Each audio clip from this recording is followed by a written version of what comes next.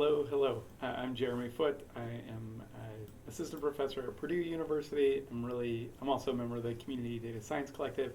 I'm really excited to be talking today about my poster presentation at ICA, a systems approach to studying online communities. This has also been recently accepted at Media and Communication, so I encourage you to read the paper there. I'm going to go through a really quick PowerPoint presentation of sort of making the argument for the paper, and then I'd love to chit-chat more with folks. So the big argument is that we should re-engage with systems theory to understand online communities, online organizations. So what is systems theory? Really, it's a set of related theories and frameworks that focus on understanding interdependence instead of treating people, organizations, communities as independent. Scott Poole defined it as a system is a set of interdependent components that form an internally organized whole that operates as one in relation to its environment and other systems. It's a little bit of a complicated definition, but hopefully I'll give some examples that will help. So organizational communication scholars in the 60s and 70s saw systems theory as key to understanding how organizations work, and they produced key fundamental texts throughout this period that argued that we should see organizations and organizational communication from a systems lens. There are many concepts from systems theory. There are three that I think were influential then and have remained influential and can provide useful tools for us going forward, a useful framework for seeing how online communities work. The first is environment. This is the idea that groups and organizations are deeply influenced by the things around them, the organizations around them, their connections to other groups within and between organizations. The second idea is feedback loops. This is the idea that aspects of a system are recursive, that a system changes something about their environment and then reacts to those changes, and then which changes the environment again, right? So we can think of a lot of communication theories in these frames from this framework. So this is my version of what the spiral of silence theory could look like if you thought of it as a feedback loop. So the key aspects are here, that those who perceive themselves to be in the minority are less likely to speak up, and this leads people to perceive, then when people perceive the views of others based on who speaks up, they perceive themselves to be in the minority. Even more, that makes them even less likely to speak up, which makes fewer and fewer people in the minority speaking up, leading to a spiral of silence where only the majority is having their voice heard. The third concept is emergence. This is the idea that higher level systems have different properties than their component parts. So for example, group norms are not located in any individual, but emerge from interactions between individual people and through these communicative acts. These ideas and this broader approach of trying to understand organizations as systems fell out of favor with quantitative researchers through the kind of late 70s and 80s, and I would argue even continuing today for a few reasons. One was the difficulty of obtaining data.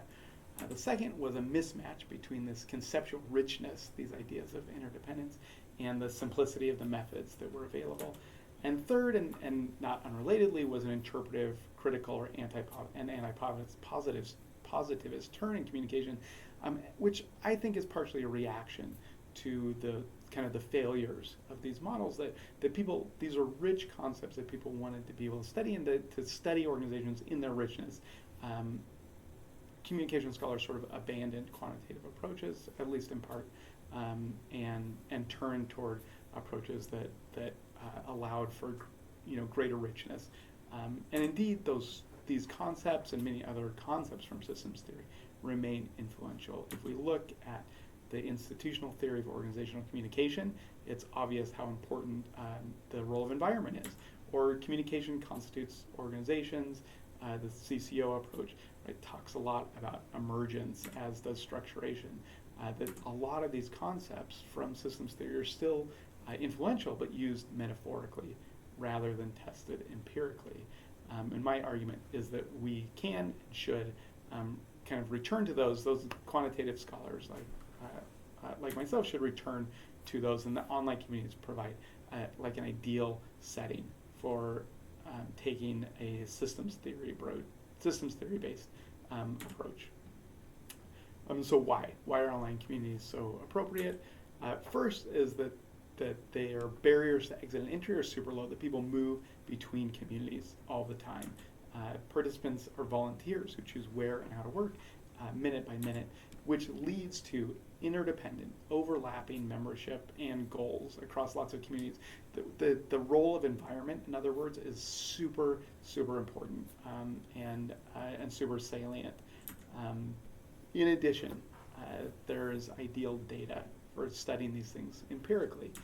The platforms provide individual level data, often full text of conversations, time-stamped, over time, sometimes over years, but down to the minute, right? And across communities, thousands or tens of thousands or even millions of different communities and millions of different people as they participate over time in them and move between them.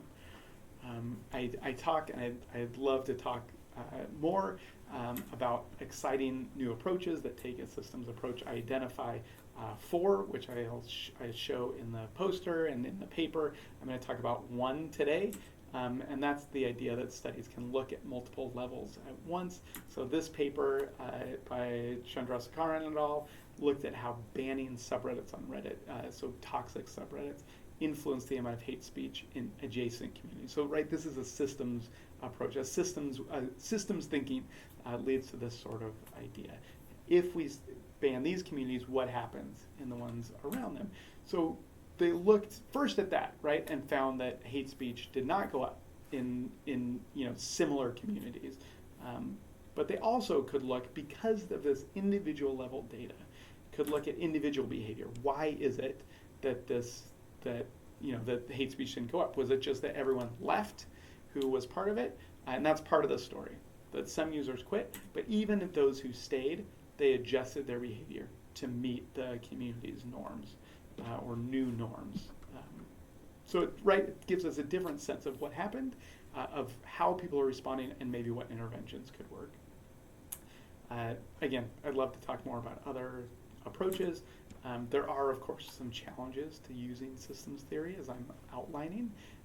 One is that it really is a very broad set of concepts and approaches. I focused on 3 concepts from it, but there are many others so what does it mean to apply systems theory? It's not so simple. The second is that doing a lot of the types of things that the approaches that I talk about require some programming expertise, and to do a lot of them requires really a lot of IT skills and big data processing and storage, some infrastructure.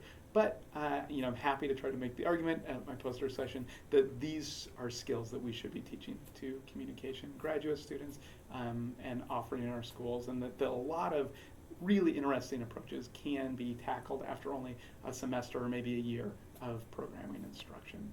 So thank you. I'm happy to. I really look forward to chatting more. I'm going to quickly transition. This is what my poster looks like, or hopefully will look like. It isn't printed yet. So if you see this, please come talk to me. Look forward to seeing many of you at ICA.